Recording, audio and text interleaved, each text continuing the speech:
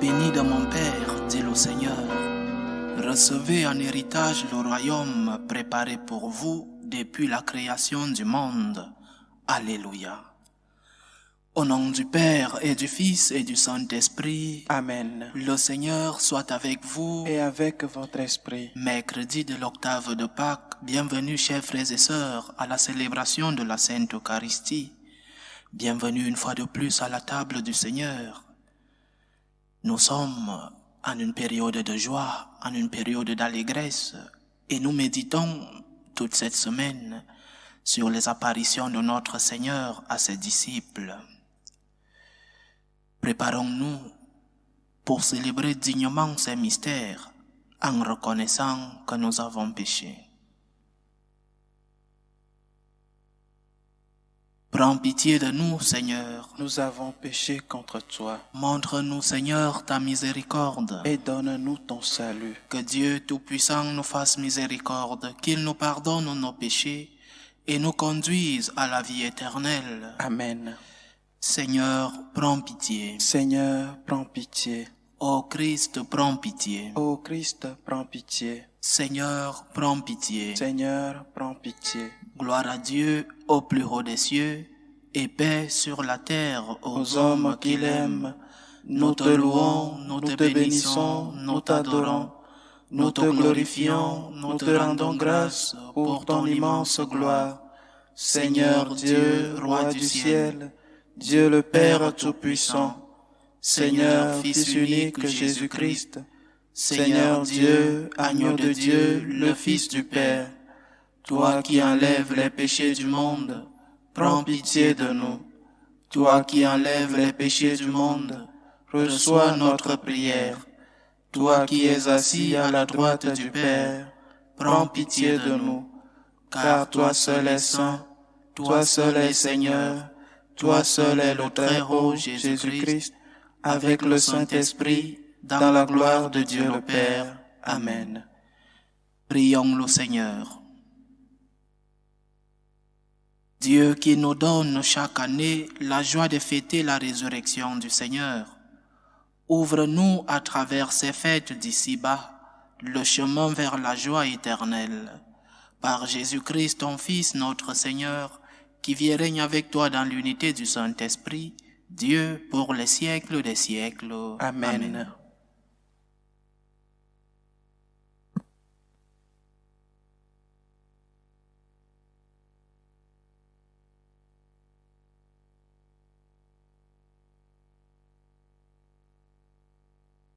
Lecture du livre des Actes des Apôtres.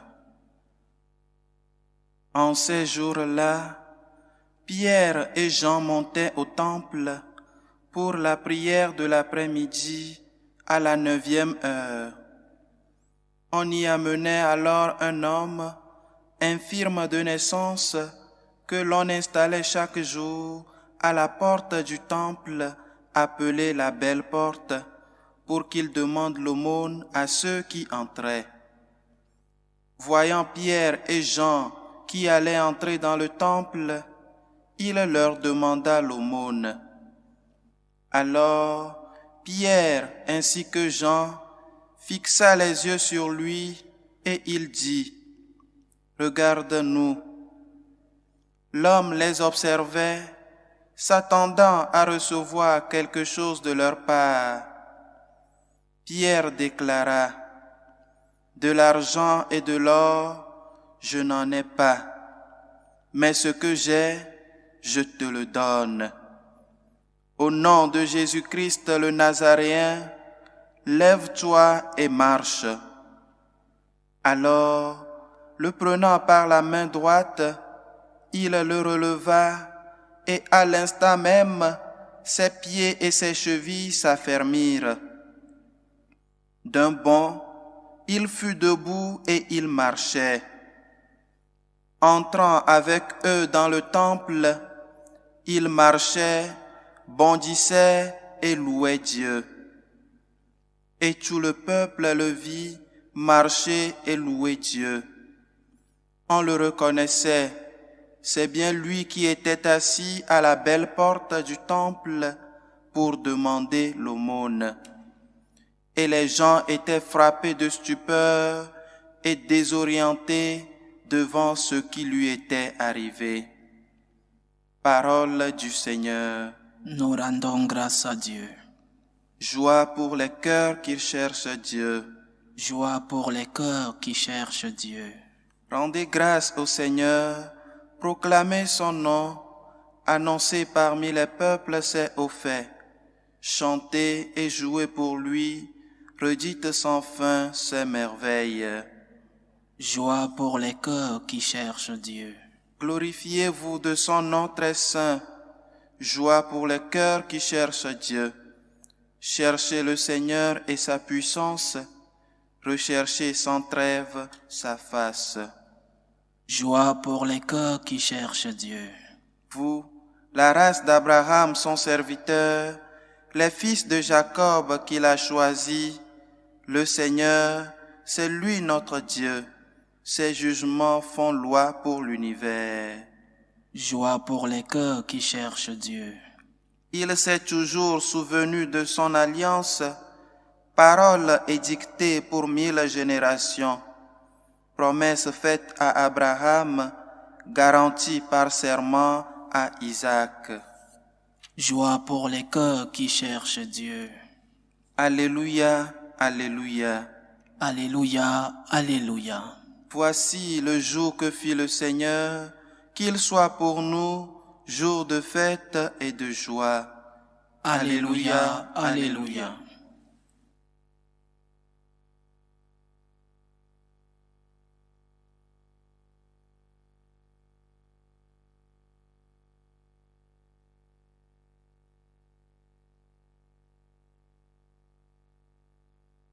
Le Seigneur soit avec vous. Et avec votre esprit. Évangile de Jésus-Christ selon saint Luc.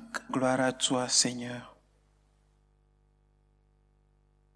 Le même jour, c'est-à-dire le premier jour de la semaine, 2 disciples faisaient route vers un village appelé Emmaüs, à 2 heures de marche de Jérusalem, et ils parlaient entre eux de tout ce qui s'était passé. Or, tandis qu'ils s'entretenaient et s'interrogeaient, Jésus lui-même s'approcha et il marchait avec eux. Mais leurs yeux étaient empêchés de le reconnaître. Jésus leur dit, « De quoi discutez-vous en marchant ?» Alors, ils s'arrêtèrent, tout tristes. L'un des deux, nommé Cléophas, lui répondit, « Tu es bien le seul étranger résidant à Jérusalem qui ignore les événements de ces jours-ci. » Il leur dit, « Quels événements ?» Ils lui répondirent, « Ce qui est arrivé à Jésus de Nazareth, cet homme qui était un prophète, puissant par ses actes et ses paroles devant Dieu et devant tout le peuple. Comment les grands prêtres et nos chefs l'ont livré, ils l'ont fait condamner à mort et ils l'ont crucifié. Nous espérions que c'était lui qui allait délivrer Israël. Mais avec tout cela, voici déjà le 3e jour qui passe depuis que c'est arrivé. À vrai dire, des femmes de notre groupe nous ont remplis de stupeur. Quand dès l'aurore, elles sont allées au tombeau, elles n'ont pas trouvé son corps. Elles sont venues nous dire qu'elles avaient même eu une vision, des anges qui disaient qu'il était vivant.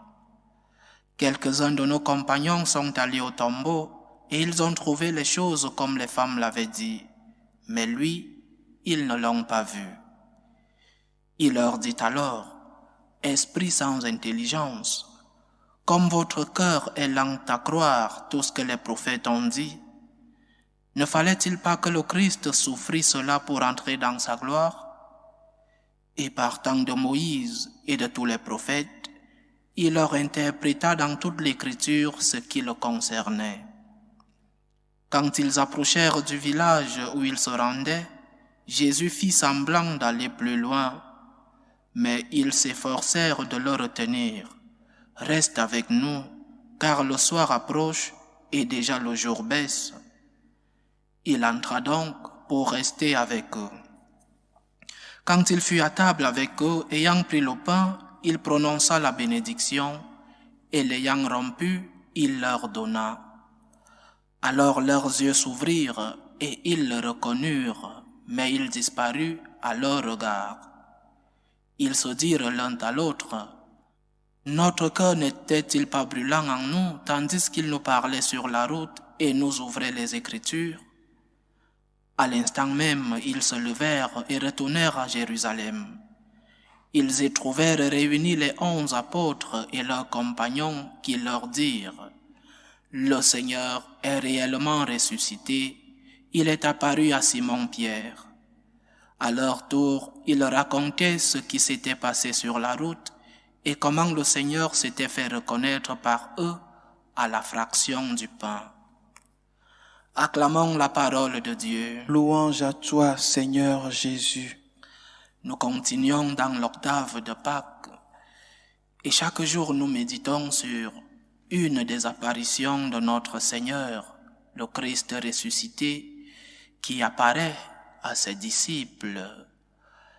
Il le fait pour donner une grande preuve, mais aussi pour mettre le cachet sur l'authenticité de sa résurrection. Et toutes ces apparitions coïncident sur le fait que le Christ est vraiment ressuscité et les témoins ont donné de leur vie. Ceux qui l'ont vu, ceux qui l'ont écouté, ceux qui l'ont touché, ont témoigné et ont donné de leur vie pour l'avoir annoncé.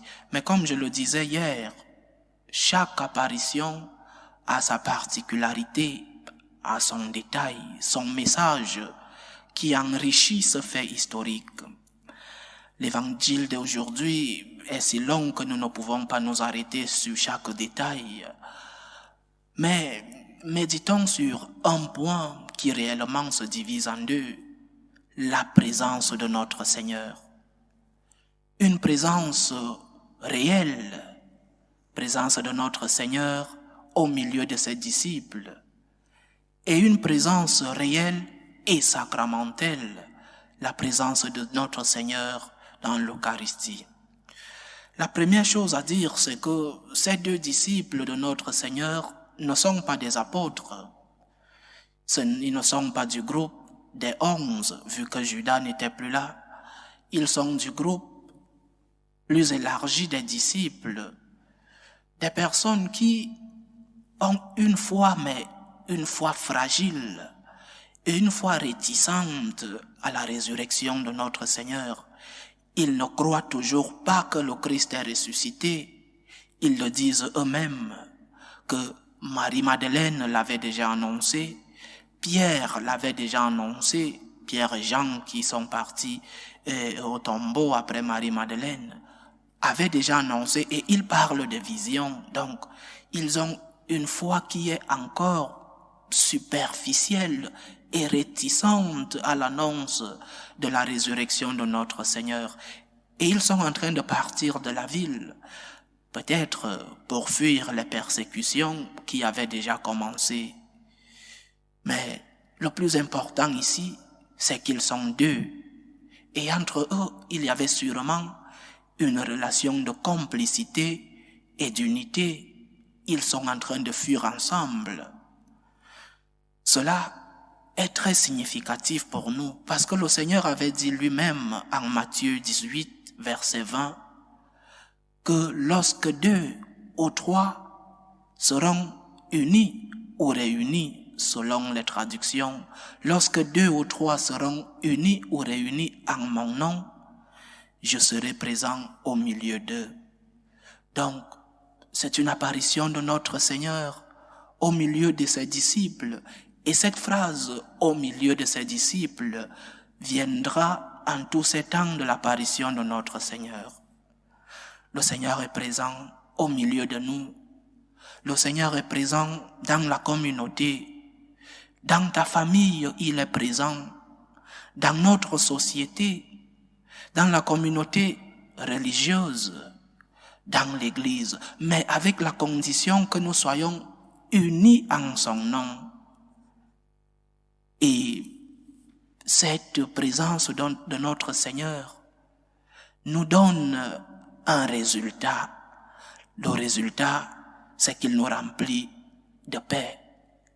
La présence de notre Seigneur au milieu de nous nous remplit de joie, nous remplit de force. Ces deux disciples disent eux-mêmes, notre cœur n'était-il pas brûlant en nous, tandis qu'ils nous parlaient sur la route et nous ouvraient les Écritures. La présence du Seigneur au milieu de nous brûle le cœur, nous remplit de joie, nous remplit de paix et nous donne la force de pouvoir porter nos croix quotidiennes, nous donne la force pour pouvoir aller évangéliser, nous donne la force pour pouvoir pardonner le prochain. Si nous sommes avec le Seigneur, si nous sommes avec Jésus ressuscité, si nous sommes avec le Christ présent au milieu de nous, nous aurons la force, nous aurons la paix. C'est la communauté qui nous soutient. Seuls, nous sommes faibles, nous sommes plus fragiles. Seuls, nous sommes plus attaquables par le démon. La communauté nous soutient, mais il faut payer le prix de la communauté.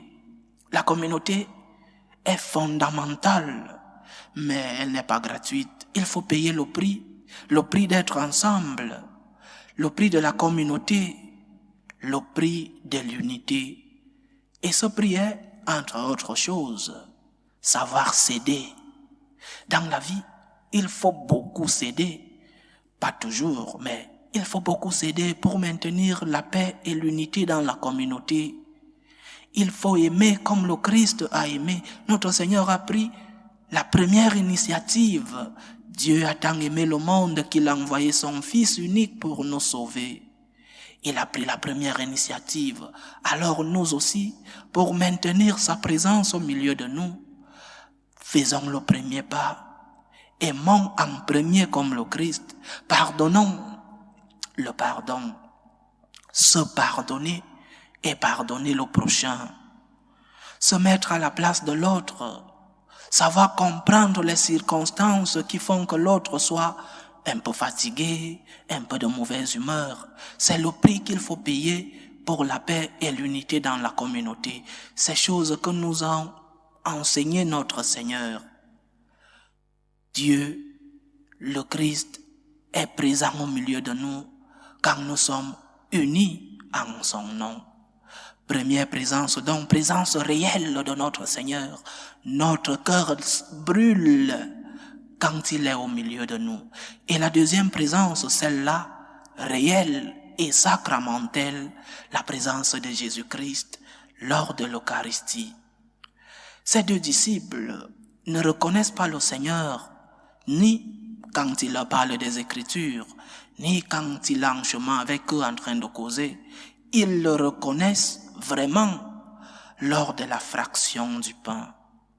Présence réelle et sacramentelle de notre Seigneur. Le Christ est réel et sacramentellement présent dans l'Eucharistie. Viens lui poser tes problèmes. Va lui demander de l'aide. Va de temps en temps devant le tabernacle causer avec lui. Va lui faire compagnie, il a besoin de toi. Il y est réellement et sacramentellement. Et nous le reconnaissons vraiment dans l'Eucharistie parce que c'est un sacrement. La présence de notre Seigneur dans l'Eucharistie nous réconforte aussi, nous donne la force, nous console. Viens prier ton Seigneur parce qu'il t'attend. Viens lui poser tes problèmes, viens lui dire merci. Parce qu'il y est réellement. Ces deux disciples disent que leurs yeux s'ouvrirent et ils le reconnurent à la fraction du pain. Le Seigneur est présent dans l'Eucharistie. Il y est resté pour toi. Comment un Dieu, le Dieu tout-puissant, le Dieu créateur de l'univers, comment a-t-il fait pour se retrouver dans un petit morceau de pain? Pourquoi le fait-il? Pour être proche de toi, pour que tu t'approches de lui, sans avoir peur, parce que c'est un Dieu proche de nous, un Dieu qui est resté et qui a voulu être proche de nous. Viens à sa rencontre. N'aie pas peur de rencontrer celui-là qui t'aime et qui a donné sa vie pour toi.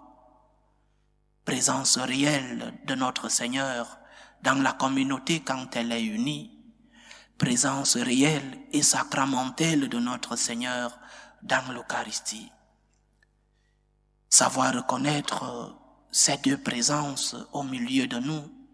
Savoir reconnaître que le Christ est présent quand nous cherchons l'unité dans nos familles, dans notre société, dans nos communautés. Savoir reconnaître le Christ ressuscité qui est resté dans l'Eucharistie pour que nous soyons proches de lui. Demandons donc lui cette grâce. Demandons-lui de nous aider à pouvoir, comme le dit l'Évangile, nous ouvrir les yeux et de le reconnaître dans ces deux présences. Que le Seigneur nous aide et qu'il nous protège. Loué soit Jésus-Christ. À jamais.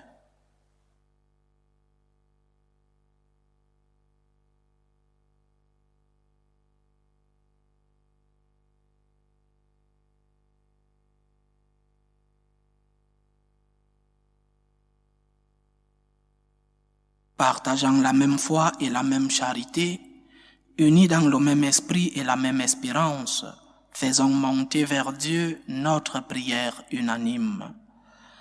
Nous te prions, Seigneur, qui habites dans l'Église catholique, fais que cette Église soit vivante et pure, qu'elle puisse te louer avec les anges du ciel.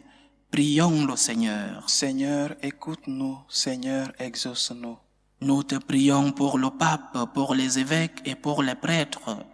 Sanctifie-les, donne-leur ton esprit de sagesse, qu'ils dispensent avec droiture la parole de vérité. Prions le Seigneur. Seigneur, écoute-nous. Seigneur, exauce-nous. Nous te prions pour tous les catéchumènes. Purifie-les dans le baptême, renouvelle-les dans l'Esprit Saint, qu'ils aient part à l'héritage des saints. Prions le Seigneur. Seigneur, écoute-nous. Seigneur, exauce-nous. Nous te prions, Seigneur Jésus ressuscité, pour tous les malades, pour tous ceux qui souffrent. Selon ta grâce, donne-leur santé et plénitude de force. Que ton saint nom soit pour eux un remède de vie. Prions le Seigneur. Seigneur, écoute-nous. Seigneur, exauce-nous. Nous te prions pour les affligés, pour les captifs, pour les pauvres. Fortifie-les, sauve-les de leurs liens, délivre-les de leur misère, console-les tous. Prions le Seigneur. Seigneur, écoute-nous. Seigneur, exauce-nous. Dieu qui sauve tous les hommes et ne veut en perdre aucun, écoute la prière de ton peuple et donne-lui la joie d'être exaucé. Par Jésus-Christ, ton Fils, notre Seigneur, qui vit et règne avec toi dans l'unité du Saint-Esprit, Dieu pour les siècles des siècles. Amen. Amen.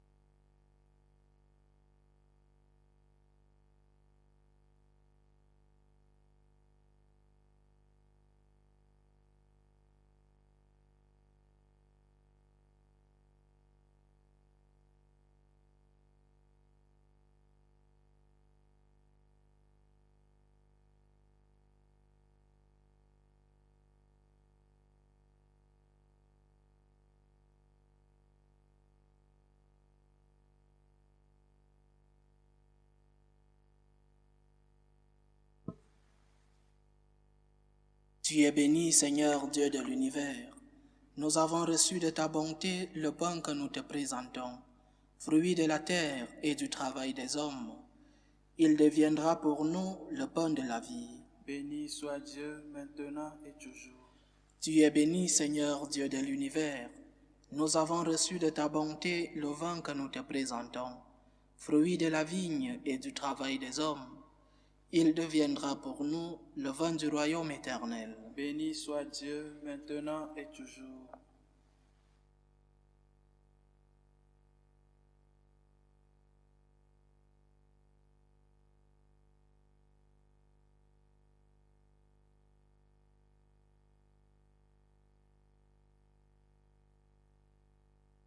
Prions ensemble, chers frères et sœurs, au moment d'offrir le sacrifice de toute l'Église. Pour la gloire de Dieu et le salut du monde. Accueille, Seigneur, le sacrifice qui rachète les hommes, et dans ton action bienveillante, procure-nous le salut de l'esprit et du corps.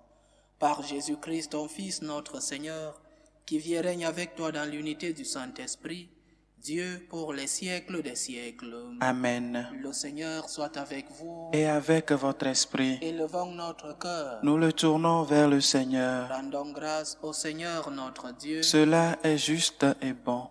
Vraiment, il est juste et bon de te glorifier, Seigneur, en tout temps, mais plus encore en ces jours où le Christ, notre Pâque, a été immolé. Car il est l'agneau véritable qui a enlevé le péché du monde. En mourant, il a détruit notre mort. En ressuscitant, il nous a rendu la vie. C'est pourquoi le peuple des baptisés, rayonnant de la joie pascale, exulte par toute la terre, tandis que les anges dans le ciel chantent sans fin l'hymne de ta gloire. Saint, Saint, Saint, le Seigneur Dieu de l'univers, le ciel et la terre sont remplis de ta gloire. Hosanna au plus haut des cieux. Béni soit celui qui vient au nom du Seigneur. Hosanna au plus haut des cieux. Toi qui es vraiment saint, toi qui es la source de toute sainteté, Seigneur, nous te prions.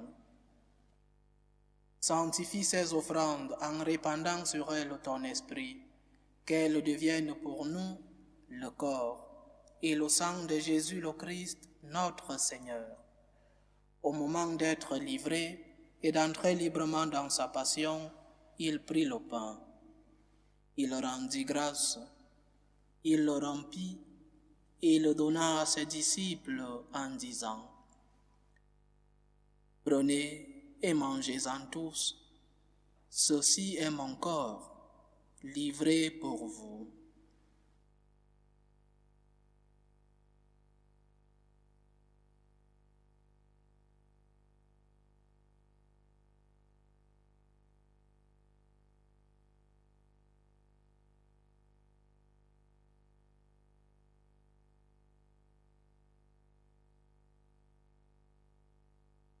De même, après le repas, il prit la coupe. De nouveau, il rendit grâce et la donna à ses disciples en disant: « Prenez et buvez-en tous, car ceci est la coupe de mon sang, le sang de l'alliance nouvelle et éternelle, qui sera versé pour vous et pour la multitude en rémission des péchés. Vous ferez cela en mémoire de moi. »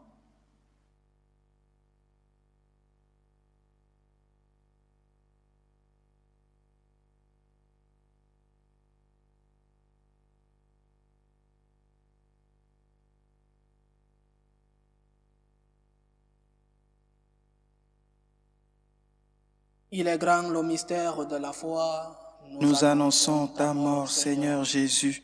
Nous proclamons ta résurrection. Nous attendons ta venue dans la gloire. En faisant ainsi mémoire de la mort et de la résurrection de ton Fils, nous t'offrons, Seigneur, le pain de la vie et la coupe du salut, et nous te rendons grâce, car tu nous as estimés dignes de nous tenir devant toi pour te servir. Humblement nous te demandons qu'en ayant part au corps et au sang du Christ, nous soyons rassemblés par l'Esprit Saint en un seul corps. Souviens-toi, Seigneur, de ton Église répandue à travers le monde. Fais-la grandir dans ta charité, avec le pape François, notre évêque Carlos et tous ceux qui ont la charge de ton peuple. Souviens-toi aussi de nos frères et sœurs qui se sont endormis dans l'espérance de la résurrection, de Damas, de Victorine. Et souviens-toi de tous les hommes qui ont quitté cette vie. Reçois-les dans ta lumière auprès de toi. Sur nous tous, enfin, nous implorons ta bonté. Permets qu'avec la Vierge Marie, la bienheureuse Mère de Dieu, avec Saint Joseph, son époux, les apôtres et tous les saints qui ont fait ta joie au long des âges, nous ayons part à la vie éternelle et que nous chantions ta louange et ta gloire par ton Fils Jésus le Christ. Par lui, avec lui et en lui, à toi Dieu le Père Tout-Puissant, dans l'unité du Saint-Esprit, tout honneur et toute gloire pour les siècles des siècles. Amen. Comme nous l'avons appris du Sauveur et selon son commandement, nous osons dire: Notre Père qui es aux cieux, que ton nom soit sanctifié, que ton règne vienne, que ta volonté soit faite sur la terre comme au ciel. Donne-nous aujourd'hui notre pain de ce jour. Pardonne-nous nos offenses, comme nous pardonnons aussi à ceux qui nous ont offensés. Et ne nous laisse pas entrer en tentation, mais délivre-nous du mal. Délivre-nous de tout mal, Seigneur, et donne la paix à notre temps. Soutenus par ta miséricorde, nous serons libérés de tout péché, à l'abri de toute épreuve, nous qui attendons que se réalise cette bienheureuse espérance, l'avènement de Jésus-Christ, notre Sauveur. Car c'est à toi qu'appartiennent le règne, la puissance et la gloire pour les siècles des siècles. Seigneur Jésus-Christ, tu as dit à tes apôtres: Je vous laisse la paix, je vous donne ma paix. Ne regarde pas nos péchés, mais la foi de ton Église. Pour que ta volonté s'accomplisse, donne-lui toujours cette paix et conduis-la vers l'unité parfaite. Toi qui vis et règnes pour les siècles des siècles. Amen. Que la paix du Seigneur soit toujours avec vous. Et avec votre esprit. Dans la charité du Christ, donnez-vous la paix.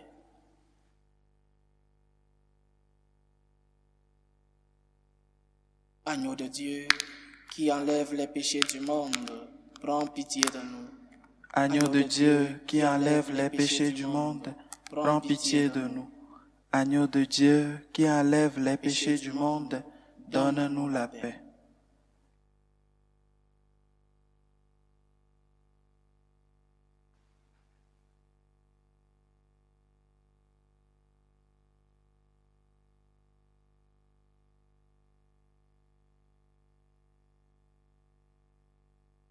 Voici l'agneau de Dieu. Voici celui qui enlève les péchés du monde. Heureux les invités au repas des noces de l'agneau. Seigneur, je ne suis pas digne de te recevoir, mais dis seulement une parole et je serai guéri. Que le corps et le sang du Christ nous gardent pour la vie éternelle. Amen.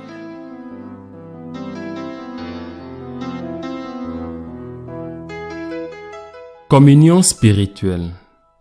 Mon Jésus, je crois en votre présence dans le très saint sacrement. Je vous aime plus que toute chose, et je désire que vous veniez dans mon âme. Je ne puis maintenant vous recevoir sacramentellement dans mon cœur. Venez-y au moins spirituellement.